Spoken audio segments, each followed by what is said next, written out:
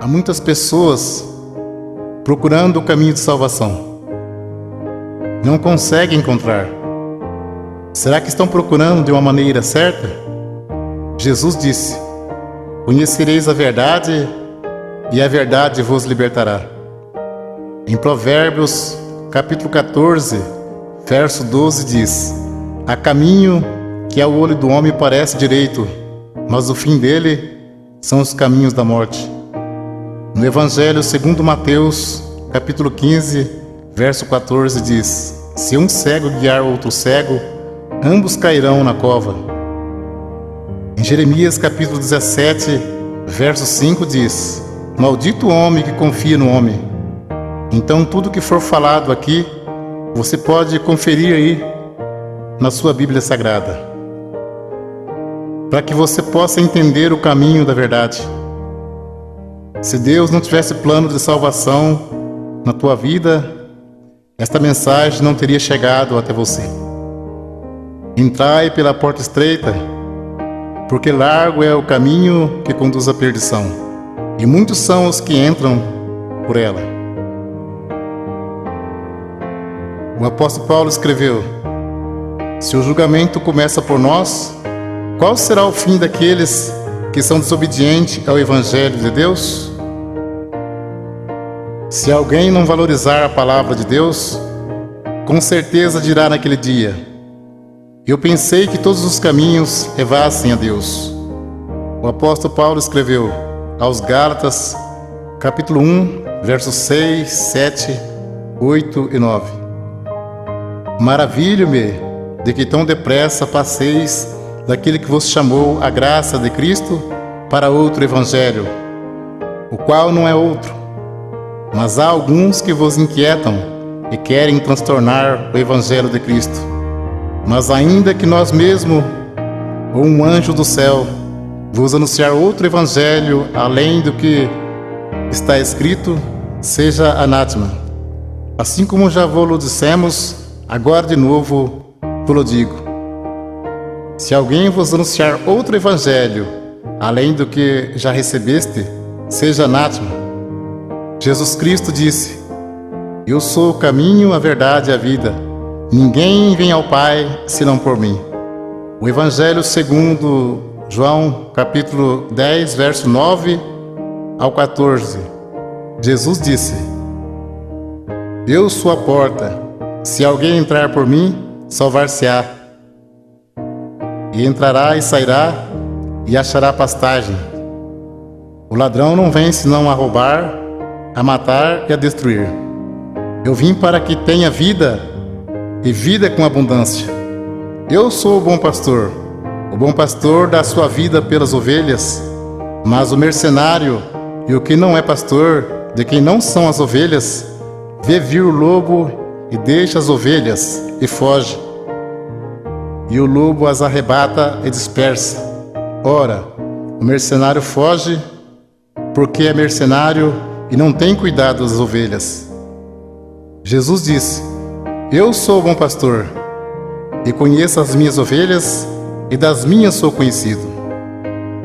Veremos agora em Apocalipse, capítulo 22, versos 18, 19, 20 e 21. Porque eu testifico a todo aquele que ouvir as palavras da profecia desse livro, que se alguém lhe acrescentar alguma coisa, Deus fará vir sobre ele as pragas que estão escritas neste livro. E se alguém tirar quaisquer palavra do livro desta profecia, Deus tirará a sua parte da árvore da vida e da cidade santa que está escrito neste livro. Aquele que testifica estas coisas diz: certamente cedo eu venho. Amém. Ora vem, Senhor Jesus. A graça de nosso Senhor Jesus Cristo seja com todos vós. Amém. Segunda Epístola, João, capítulo 1, verso 10 e 11. Se alguém vem ter convosco e não traz essa doutrina, não o recebais em casa, nem tampouco o saudeis, porque quem o sauda tem parte nas suas más obras. Segunda Epístola, Pedro, capítulo 3, versos 16, 17 e 18. Falando disso, como em todas as suas epístolas, entre as quais há ponto difícil de entender, que os indoutos e inconstantes torcem igualmente as outras escrituras para a sua própria perdição. Vós, portanto, amados, sabendo isto de antemão, guardai-vos de que, pelo engano dos homens abomináveis, sejais juntamente arrebatados, e descaiais da vossa firmeza. Antes crescei na graça e conhecimento de nosso Senhor e Salvador Jesus Cristo. A Ele seja dada a glória, assim agora, como no dia da eternidade. Amém. Segunda Epístola a Pedro, capítulo 1, verso 20 e 21. Sabendo primeiramente isto, que nenhuma profecia da Escritura é de particular interpretação, porque a profecia nunca foi produzida por vontade de homem algum, mas os homens santos de Deus falaram inspirado pelo Espírito Santo. Se a profecia não é de particular interpretação, então não temos nada que dizer que a doutrina é de Pedro ou de Paulo, mas sim doutrina de Jesus Cristo. Para termos a salvação, precisamos ter compromisso com a palavra de Deus.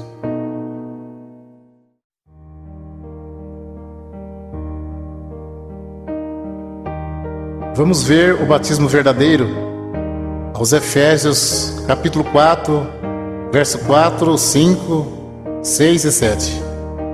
Há um só corpo e um só Espírito, como também foste chamados em uma só esperança da vossa vocação.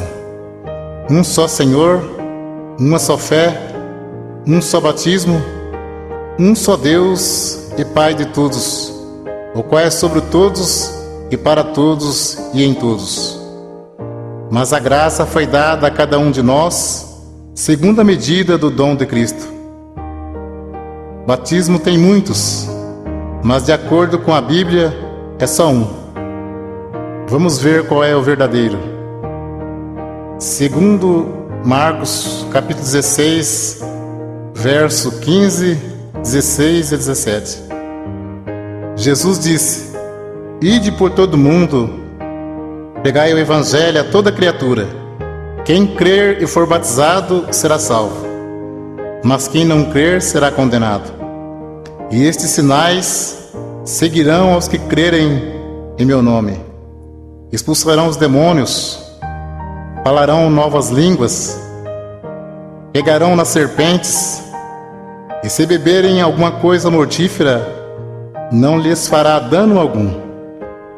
E porão as mãos sobre os enfermos e os curarão. Ora, o Senhor, depois de lhes ter falado, foi recebido no céu e assentou-se à direita de Deus. E eles, tendo partido, pregaram por todas as partes, cooperando com eles o Senhor e confirmando a palavra com sinais que se seguiram. Amém. Evangelho segundo João, capítulo 3, verso 3 ao 7. Jesus respondeu e disse-lhe: na verdade te digo, que aquele que não nascer de novo, não pode ver o reino de Deus.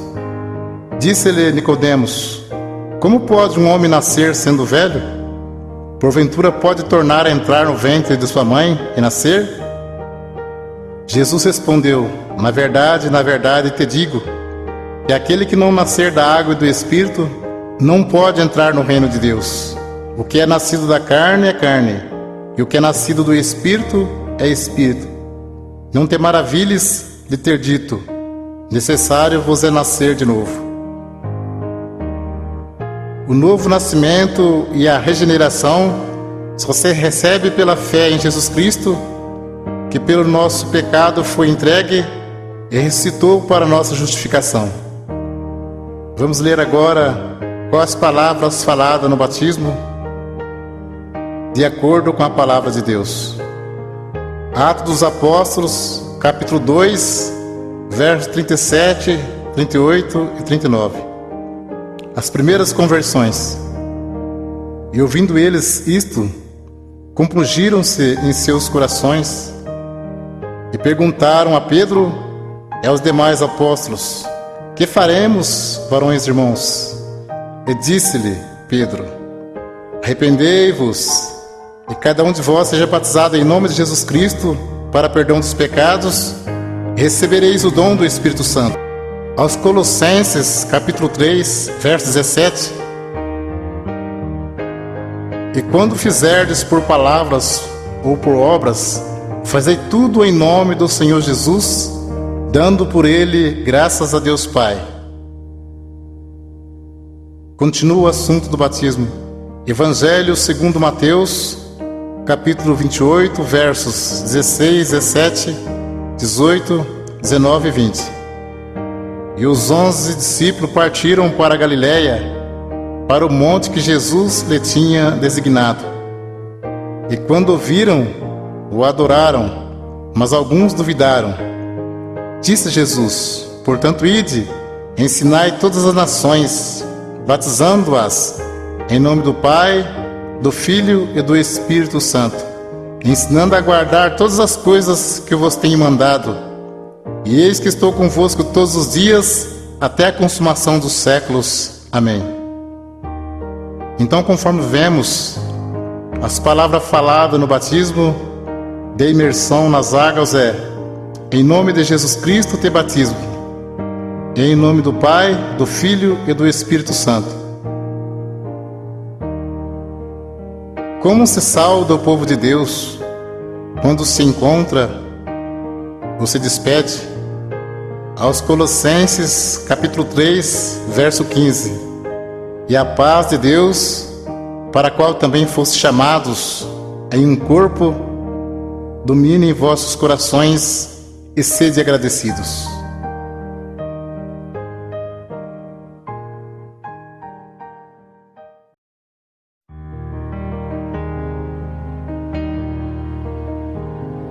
Vamos ver doutrina Santo Ósculo. Nós vamos ver qual é a igreja de Cristo que diz na Sagrada Escritura. Aos Romanos, capítulo 16, versos 16, 17 e 18: saudai-vos uns aos outros com santo ósculo. As igrejas de Cristo vos saúdam. E rogo-vos, irmãos, que noteis os que promovem dissensões e escândalo contra a doutrina que aprendeste. Desviai-vos deles, porque os tais não servem a nosso Senhor Jesus Cristo, mas ao seu ventre, e com suaves palavras e lisonjas enganam os corações dos simples. Também em primeira epístola a Pedro, capítulo 5, verso 14: saudai-vos uns aos outros com o ósculo de caridade. Paz seja com todos, vós que estáis em Cristo Jesus. Amém. Vamos ver agora a doutrina do véu. 1 aos Coríntios, capítulo 11: e louvo-vos, irmãos, porque em tudo vos lembrais de mim, e retende os preceitos como vou-lo entreguei. Mas quero que saibas que Cristo é a cabeça de todo varão, e o varão a cabeça da mulher, e Deus a cabeça de Cristo. Todo homem que ora ou profetiza, tendo a cabeça coberta, desonra sua própria cabeça, mas toda mulher que ora ou profetiza com a cabeça descoberta, desonra sua própria cabeça, porque é como se estivesse rapada. Portanto, se a mulher não se cobre com o véu, tosquie-se também. Mas se para a mulher é coisa indecente tosquear-se ou rapar-se, que põe o véu. O varão, pois, não deve cobrir a cabeça, porque é a imagem e glória de Deus, mas a mulher é a glória do varão. Porque o varão não provém da mulher, mas a mulher do varão. Porque também o varão não foi criado por causa da mulher, mas a mulher por causa do varão. Portanto, a mulher deve ter sobre a cabeça sinal de poderio por causa dos anjos. Todavia, nem o varão é sem a mulher, nem a mulher sem o varão no Senhor. Porque como a mulher provém do varão, assim também o varão provém da mulher. Mas tudo vem de Deus. Julgai entre vós mesmo. É decente que a mulher ore a Deus descoberta? Ou não vos ensina mesmo a natureza que é desonra para o varão ter cabelos crescidos? Mas ter a mulher cabelos crescidos lhe é honroso, porque o cabelo lhe foi dado em lugar de véu. Mas se alguém quiser ser contencioso, nós não temos tal costume, nem as igrejas de Deus. Até o texto diz como as mulheres devem se apresentar-se na igreja. Então é bem claro, ter a mulher cabelos crescidos lhe é honroso, porque o cabelo foi dado em lugar de véu. Então, se o cabelo é dado em lugar de véu, não pode cortar nem tosquear. Mas se para a mulher é coisa indecente tosquear-se ou rapar, que põe o véu. Se tivesse escrito somente do cabelo, não mandaria pôr, porque o cabelo já está no lugar. Uma cortina você põe e tira. O véu a mulher põe e tira. Uma pergunta: julgai entre vós mesmo. É decente que a mulher ore a Deus descoberta? Não. Para você entender mais fácil, aqui fala de 2 mandamentos. A mulher não pode cortar o cabelo, porque ter a mulher cabelos crescidos lhe é honroso, e tem que pôr o véu branco. Portanto, a mulher deve ter sobre a cabeça sinal de poderio por causa dos anjos. Tem que se cobrir com o véu quando for orar e profetizar. Vamos ler 1 Coríntios capítulo 14, verso 32 ao 37. Fala sobre a necessidade de ordem no culto, porque os espíritos dos profetas estão sujeitos aos profetas, porque Deus não é Deus de confusão, senão de paz. Como em todas as igrejas dos santos, as mulheres estejam caladas nas igrejas, porque lhes não é permitido falar, mas estejam sujeitas como ordena a lei. E se querem aprender alguma coisa, interroguem em casa seus próprios maridos, porque é indecente que as mulheres falem na igreja. Porventura saiu dentre vós a palavra de Deus? Ou veio ela somente para vós? Se alguém cuida ser profeta ou espiritual, reconheça que as coisas que vos escrevo são mandamento do Senhor. Um esclarecimento para você saber como é a Santa Ceia. Jesus celebrou a última Páscoa, que era uma vez ao ano, e celebrou a primeira Santa Ceia, que se segue uma vez ao ano. A Santa Ceia é a lembrança do sacrifício e da morte de Jesus Cristo por nós, até que Ele venha nos buscar. Ceia todo domingo ou todo mês não se encontra nas Sagradas Escrituras. Ceia todo mês é maneira de prender a pessoa firme no pagamento do dízimos. Cuidado com isso. Deus abençoe pela atenção. Que Deus cumpra na sua vida a oração que Jesus Cristo fez ao Pai. Segundo Mateus, capítulo 11, versos 25 ao 30. Naquele tempo, respondendo Jesus, disse: Graça te dou, ó Pai, Senhor do céu e da terra, que ocultastes estas coisas aos sábios e entendidos, e revelaste aos pequeninos. Sim, ó Pai, porque assim te aprouve. Todas as coisas me foram entregues por meu Pai, e ninguém conhece o Filho senão o Pai, e ninguém conhece o Pai senão o Filho, e aquele a quem o Filho quiser revelar. Vinde a mim, todos que estáis cansados e oprimidos, eu vos aliviarei. Tomai sobre vós o meu jugo e aprendei de mim, que sou manso e humilde de coração, e encontrarei descanso para as vossas almas, porque o meu jugo é suave e o meu fardo é leve.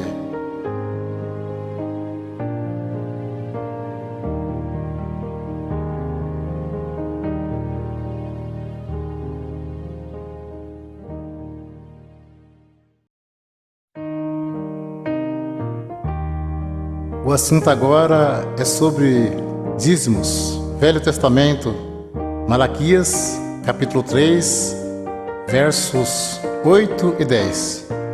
Roubará o homem a Deus?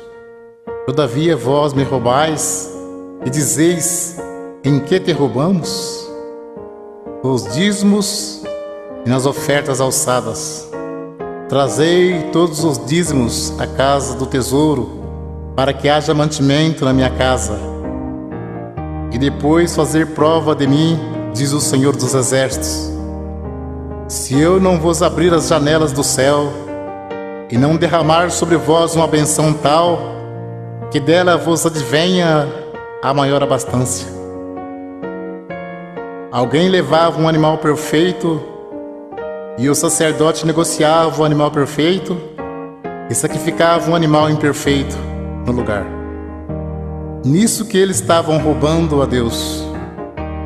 Digo sempre, Deus não usa dinheiro.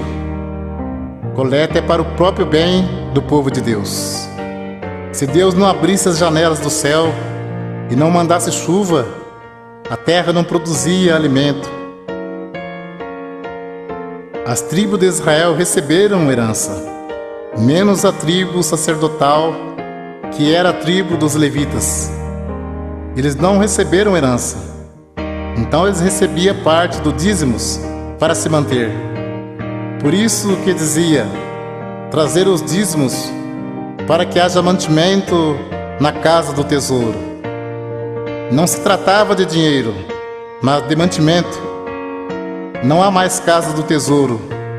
Jesus disse, minha casa é chamada por todas as nações casa de oração. Evangelho segundo Mateus, capítulo 10, versos 5 ao 10.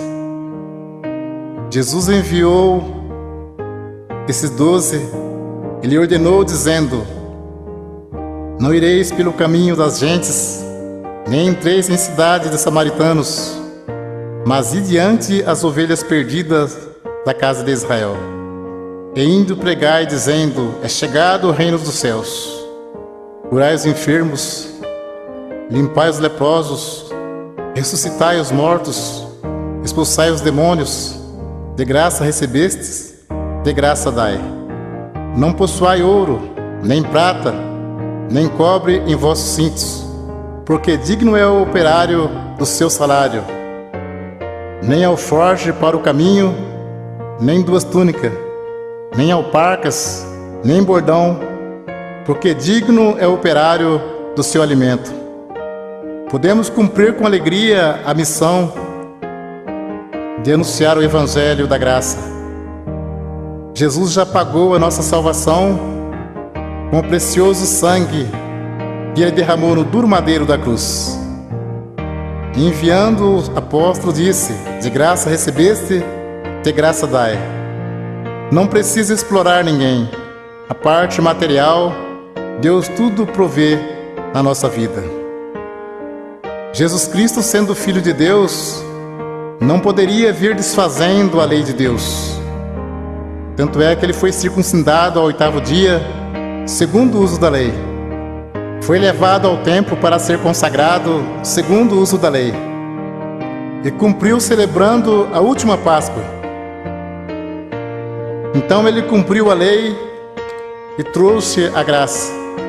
A lei e os profetas duraram até João. A graça e a verdade vieram por Jesus Cristo. Hebreus capítulo 7, verso 9, 18 e 19. E para assim dizer, por meio de Abraão até Levi, que recebe dízimos, pagou dízimos, porque o precedente mandamento é abrogado por causa da sua fraqueza e inutilidade. Pois a lei nenhuma coisa aperfeiçoou, e desta sorte é introduzida uma melhor esperança, pelo qual chegamos a Deus. Hebreus capítulo 7, versos 12, 13 e 14. Porque mudando o seu sacerdócio, necessariamente se faz também mudança da lei. Porque aquele de quem essas coisas se dizem, pertence a outra tribo, da qual ninguém serviu ao altar, visto ser manifesto que nosso Senhor procedeu de Judá, e concernente a esta tribo, nunca Moisés falou de sacerdócio, porque dele assim se testifica: tu és sacerdote eterno, segundo a ordem de Melquisedeque. Jesus procedeu da tribo de Judá e não da tribo de Levi, que era a tribo dos sacerdotes. Então, se muitos espertalhões pregam que tem que pagar dízimo hoje, por que eles não se preocupam em cumprir mais algum mandamento da lei? Porque o assunto deles é só dinheiro. Procura enganar, sendo que dízimos era para que houvesse mantimento na casa do tesouro. Muitos querem tirar proveito para ganhar dinheiro, dizendo: digno é o obreiro do seu salário. Mas isto é mesmo que dizer: digno é o obreiro do seu alimento. O apóstolo Paulo disse em Atos capítulo 20, versos 33 a 36: de ninguém cobicei a prata, nem o ouro, nem o vestido. Vós mesmos sabeis que para o que me era necessário a mim e aos que estão comigo, essas mãos me serviram.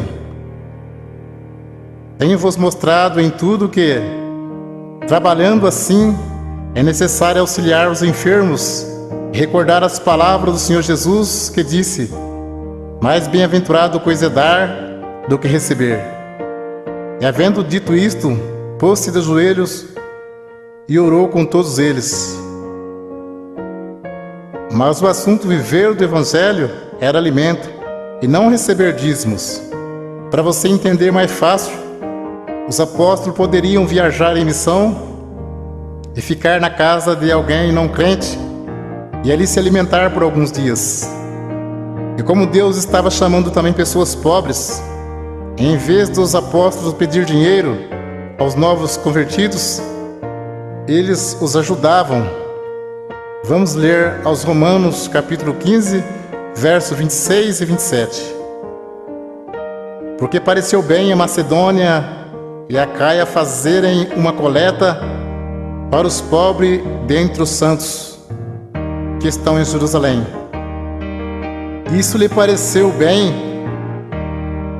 como devedores que são para com eles, porque se os gentios foram participantes dos bens espirituais, devem também ministrar os temporais. Confira esse assunto com atenção. Paulo disse em 1 Coríntios, capítulo 9, verso 12 ao 14 e 15 ao 18. Se outros participam deste poder sobre vós, por que não mais justamente nós? Mas nós não usamos desse direito, antes suportamos tudo para não pormos impedimento algum ao Evangelho de Cristo.